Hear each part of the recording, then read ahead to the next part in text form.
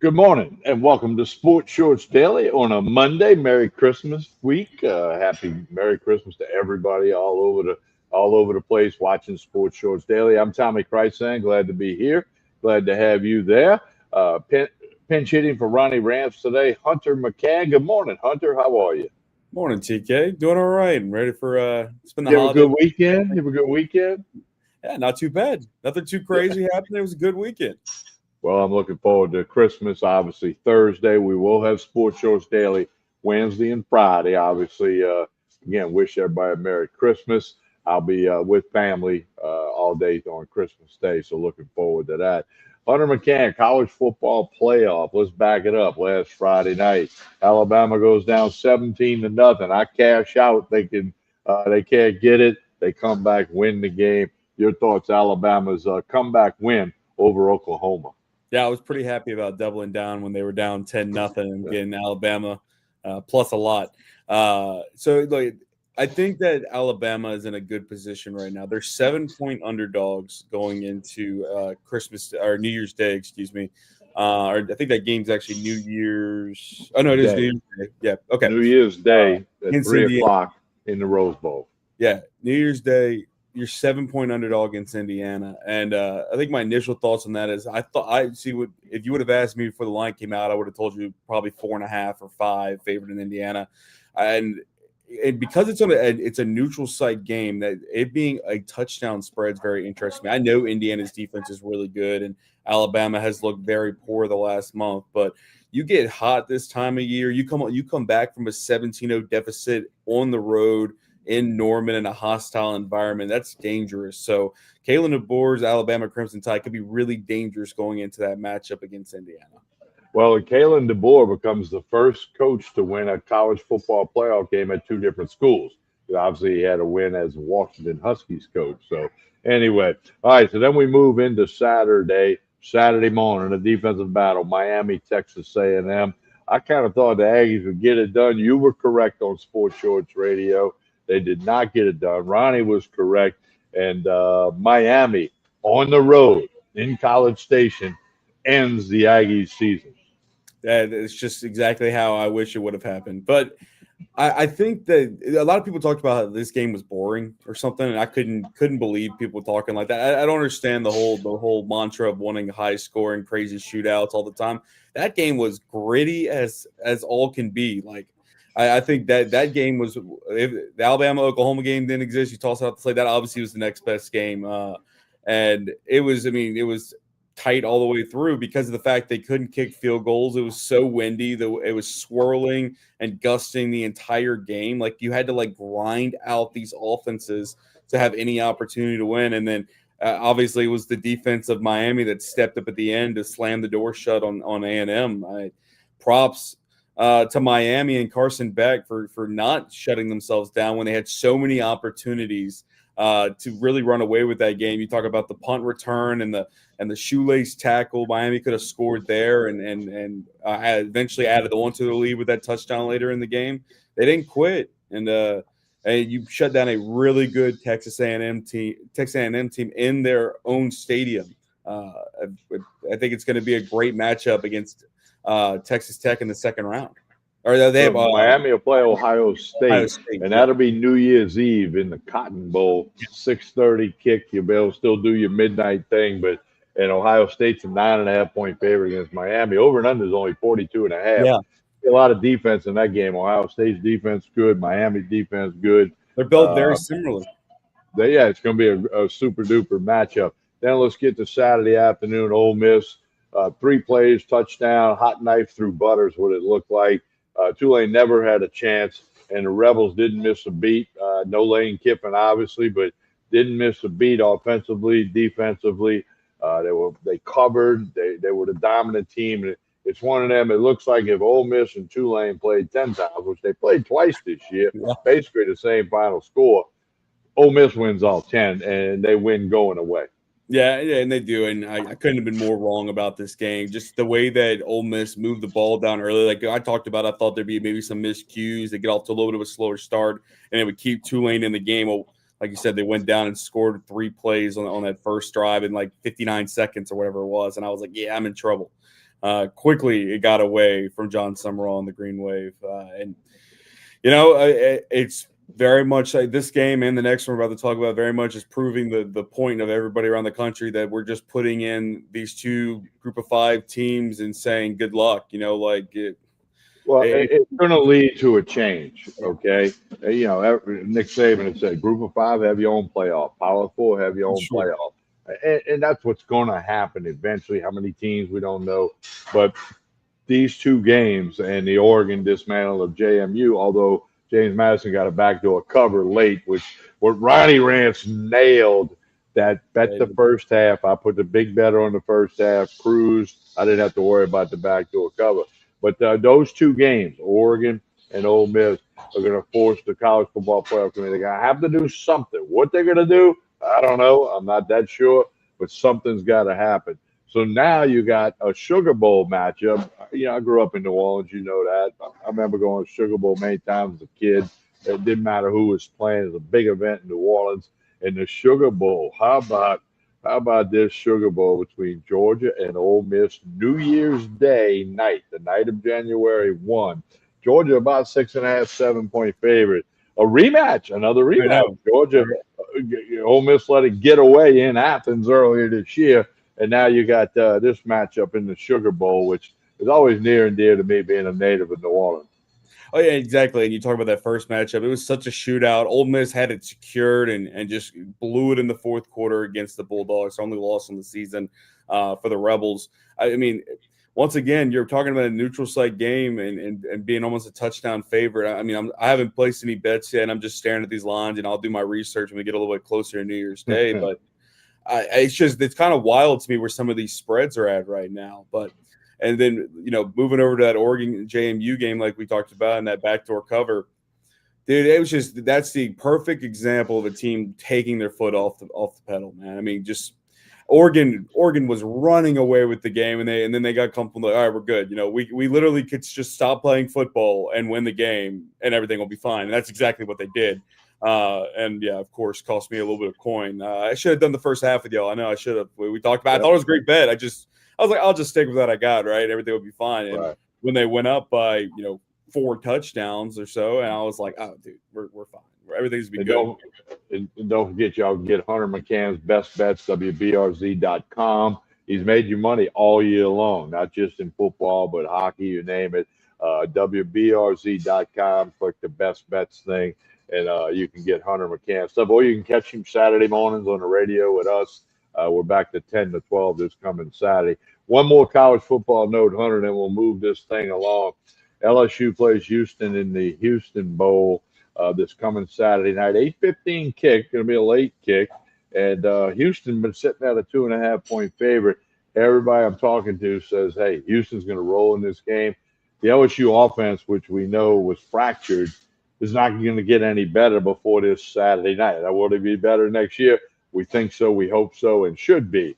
But LSU, I don't know what kind of chance they really got against Houston in the Houston Bowl, Texas Bowl. Texas Bowl, yeah. Like you said, 2.5-point favorite. We talked about it on Saturday. LSU's not getting any better. There's no way they're not putting any extra players on this team. They're exactly who they're going to be. If anything, they're taking players away from this team, especially on the defensive side of the ball. We're going to find out this week who exactly is going to be starting for the Tigers, who's going to opt out of the bowl. There's a couple names floating around, but we know already that Nussmeier won't play, so it'll be Van Buren under center probably. The Whit Weeks isn't going to play. Mansour Delane isn't going to play. Like, there's a bunch of key guys on defense that have really helped that defense be really locked down this year and keep that LSU offense even having a fighting chance that are not going to be playing. So, my initial thought here is probably if you're going to bet on it, take the Cougars. I mean, I just think Houston's going to be able to roll in this one against a defense that will be missing some key parts. Hunter McCann pinch hitting for Ronnie Rance. I'm Tommy Krysan, and again, I'm at the Court Street Cafe in Port Allen, breakfast, lunch, dinner. Court Street Cafe will be closed Christmas Day, but they'll be open Christmas Eve if you want to come get something to eat. Closed Christmas Day, regular hours the rest of the week. Court Street Cafe in Port Allen. Hunter stopped the presses. The New Orleans Saints have won 3 games in a row. Count them, 3 games in a row. I did not think we'd be saying that at any point this season. No, me neither. And it's been so much, a lot of people talking about the draft and losing the draft stock, and there's nothing you can do to control that. All I do is I just sit on the couch, and this season it was the same thing we talked about all the way back in August. If the Saints win, Saints lose, I don't really care. I knew they weren't going to win the Super Bowl this year, or even have a fighting chance for it. Probably, I just want to be entertained, dude. It is so much fun to watch Tyler Shuck. Every week, there's another reason for me to be like, dude, that he could be the future for this program. I love what I saw from him. He's just fitting balls to these tight windows consistently. It's not these one-off things, TK. Like he looks like a veteran quarterback, which he is 26 years old. So, maybe he is kind of a veteran quarterback in that sense. But he's looking great as a rookie. And if you put some more parts around him, I know they played the Jets yesterday. I get it. The Jets don't have an offense, but they just looked like a well-oiled machine. It looks like the guys are actually having fun playing for the New Orleans Saints. And look, Taysom Hill had that fumble early in the game, TK, and that might have been the last game we see him in the Superdome in the black and gold. His contract's up this year, and he's getting a little older in age and everything. You might have to cut bait from him. He had that fumble early, and also that fourth down stop that when they tried to get him under center. And you just thought, man, he just isn't what he used to be. But then they got the punt return. They had the fake punt that really sparked everything. And then he consistently had a couple runs, and then of course capped off that game with that passing touchdown to Olave. So it was nice to see Taysom Hill come back to form a little bit, and what could have been our last appearance seeing him in the Superdome. Well, also Cam Jordan, what a day for him! Back-to-back sacks. I mean, the guy doesn't age. I hope he's back next year. Man. We don't know if he will. And as you said, no more. The Saints have 2 games left. They're both on the road. At the Titans, at the Buccaneers. So, and I'm just going to read in between the lines here. Cam Jordan had most, if not all, of his family at that game, and in the Superdome. Yeah. I personally think that's it, but Cam could surprise me. And I mean, he's the exception is this. He's one of the few players you're ever going to hear of anymore with 10 double-digit years in the league with the same team. Okay, yeah. So I don't think he plays anymore, but I think if he wants to be, he'll have a role with the Saints, whatever that might be. It could be anything from radio to player personnel to scouting to coaching. Who knows? I don't know anything about him, but. What a career for the Saints. His name will be up there in that Ring of Honor in the Superdome. Both no question. Both him and Taysom Hill, probably. Well, I think Jordan before Hill. Absolutely. There's no argument on that, but I think they both win up there. But anyway, so Saints will hit the road, play the Titans. They're a road favorite next week. I mean, we talking about the same team we were talking about in August. Hey, but anyway, the Chiefs. I know they're not the same team, obviously, but. Yeah, okay. So a lot of other stuff in the NFL. Cowboys officially eliminated from the playoffs until Jerry Jones either sells that team and then they hire football people in the front office, or Jerry Jones hires football people. It's going to be the same story each and every year. The Cowboys, and then around the NFL, more teams got eliminated, a few more have qualified. You got a triple header on Christmas Day in the NFL on TV. Yeah. And this weekend in particular, TK had some of the most wild finishes. You talk about that Thursday night game between Seattle and Los Angeles. The Drake May coming back last night against the Ravens, and how impressive he's looked. He's looked at an MVP caliber. That ending to the Bears Packers game. Sorry, I couldn't. And then the Steelers Lions game.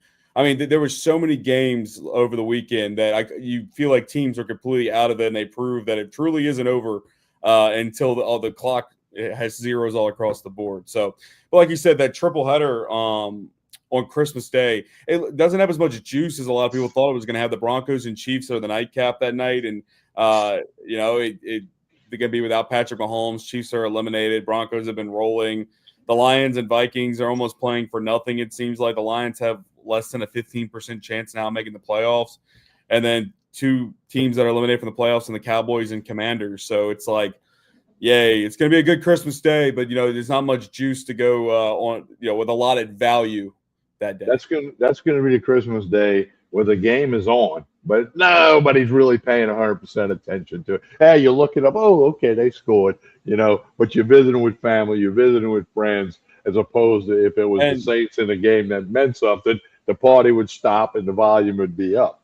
And I believe this is the first year, because I think last year also had one on cable television. This is the first year that none of these games are on TV. The first two games Well, are I know on the Netflix, last one's Amazon Prime. and the first two are Netflix. Oh, really? Okay, I Yeah, don't know that I saw that or whatever, but that'd be interesting to how that plans out. Especially as you just pointed out, there's not a lot of juice in any of these how games. many people Okay, are really going to go searching for it? I don't know.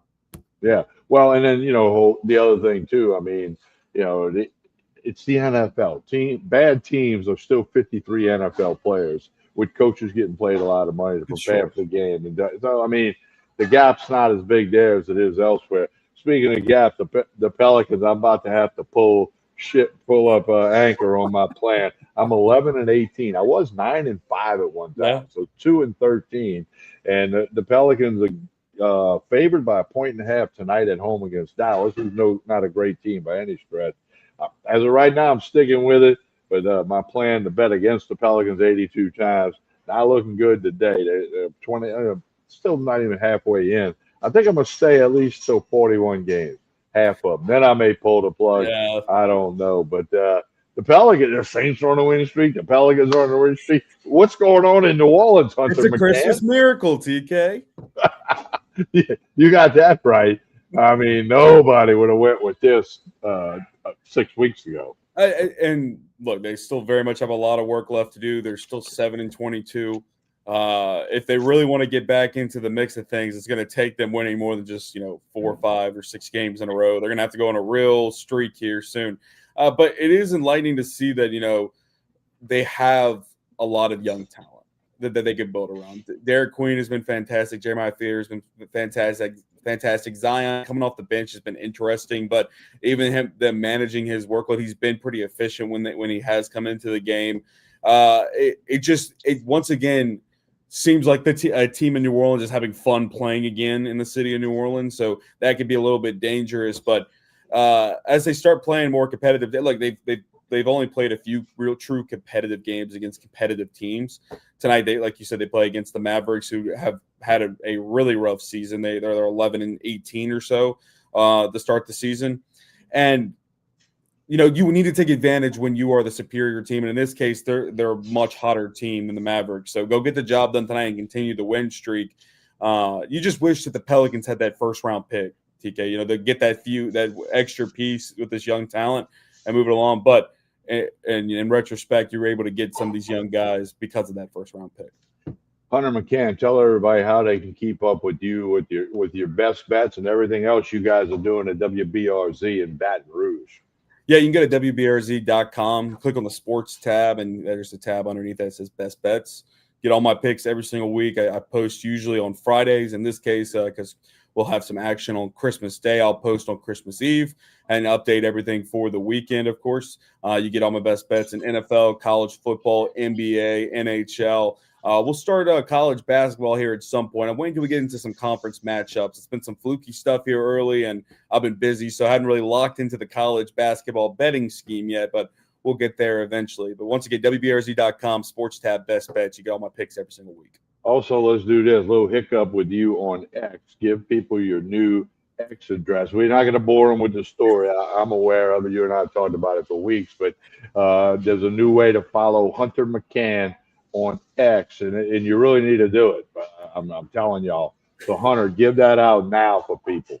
Yeah, I got a new X account right now, working on rebuilding it up. You can follow me at Hunter MC99. That's Hunter, M as in Michael, C as in Carlos 99. Over on X right now, trying to rebuild everything. Got less than I think a dozen followers right now, so you can be one of my new followers and get me back to where I was of over nearly 2,000 followers on X. Yeah, y'all get that back going for Hunter. Now, okay, one more thing I will remind you: Court Street Cafe closed Christmas Day, but Christmas Eve, breakfast, lunch, dinner. Jason and the staff do a super job here. The Saturday night steak night, they get their steaks from Tremonti's Meat and Seafood. Sunday, they got the brunch. All of that not affected by Christmas, New Year's. But Court Street Cafe in Port Allen closed Christmas Day, regular hours the rest of the week. Hit them up on Facebook and Instagram. And also, Hunter, we will have more Sports Shorts Daily. Wednesday and Friday, Ronnie Rance will be back on camera. He would appreciate you pinch hitting today. Ronnie's back Wednesday and Friday. We're still going to do some sports shows daily. Plenty to talk about, from LSU to the Saints to the Pelicans to the playoffs, you name it. And don't forget LSU basketball, Hunter. Final thing, LSU basketball, the men host Prairie View tonight. Yep. Should win that one. Women don't play till next Sunday when they host Alabama State. They're 13-0. They'll be 14-0 after that game. But it's something you just referenced when you're going to start giving out best bets for college basketball. Conference play is not that far away. Yeah, we're almost there, and we'll really be able to figure out who both these teams are. When the men's team specifically has looked really good. Only, like you said, only lost one game so far, and they, in my eye, they passed the eye test even more so than last year. I thought they'd do better in conference play last year than they did. I think that they have a better team than they did last year, so it should be interesting. Hopefully, they're going to be able to compete this year. And maybe make the tournament. We'll see how it goes. But they got a lot of young talent on that team as well that can make an impact. All right, Hunter McCann, appreciate you pinch hitting for Ronnie. Hunter will be on radio Saturday morning. We're back to 10 to 12. Baton Rouge, Lafayette, Lake Charles on the radio. Hit him up on X. Hit him up on WBRZ.com. Hunter, thank you so much for being here today. Merry Christmas to you and the family. We'll talk soon. Have a Merry Christmas, everybody.